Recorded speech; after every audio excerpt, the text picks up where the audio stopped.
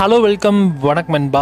Welcome back to channel. The Sabarmati report அப்படின்ற ஒரு ஹிந்தி படம் இப்போ நமக்கு தமிழ் டப்பிங்கோட ZEE5 ஆட் பண்ணியிருக்காங்க. லாஸ்ட் வீக் தான் இந்த படம் உங்களுக்கு ஹிந்தியில் ஸ்ட்ரீம் ஆச்சு. இப்போ இந்த படத்தை தமிழ் தெலுங்குன்னு மொத்தமாக 2 லாங்குவேஜஸில் டப்டு வெர்ஷன்ஸாக ஆட் பண்ணியிருக்காங்க. எந்த படத்துலையுமே நம்ம விக்ராந்த் மெஸ்ஸி அண்ட் ராஷிக் கண்ணா, ரிதிக் தோக்ரான்னு இந்த மாதிரி நிறைய பேர் இந்த படத்தில் நடிச்சிருக்காங்க.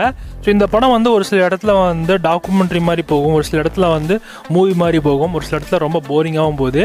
ஓவராலாக பார்த்தீங்கன்னா இந்த படம் வந்து ஒரு டாக்குமெண்ட்ரி மூவி பார்க்குற ஃபீல் தான் இருக்கும்.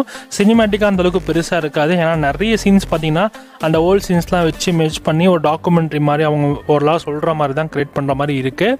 பட் ஆனால் ஓகேவான ஒரு லெவலில் இருக்கிற ஒரு படம் தான். படத்தோட ஸ்டோரியுமே எடுத்துகிட்டிங்கன்னா February மந்தில் 2002 நடந்த ஒரு உண்மை சம்பவம். அப்போ என்ன ஆச்சுன்னா நார்த் இந்தியாவில் இருக்கிற கோத்ரா அப்படின்ற ஒரு இடத்துல ஒரு பெரிய ட்ரெயின் ஆக்சிடென்ட் நடக்குது. நியூஸ் சேனல்லாம் அதை பற்றி நிறைய விஷயங்கள் சொல்லியிருப்பாங்க. அதை தாண்டி இன்னும் உள்ள மறைஞ்சிருக்கிற விஷயங்கள் எல்லாமே வெளிச்சம் போட்டு காட்டிய ஒரு படம் தான் தி சபர்மதி ரிப்போர்ட். விக்ராந்த் மெஸ்ஸி ஒரு ஜேர்னலிஸ்டாக இருப்பாங்க. ஸோ அவங்களுக்கு கொடுக்கப்பட்ட ரோல் ஏதோ ஓரளவுக்கு ஓகேவாக நடிச்சு கொடுத்துருக்காரு.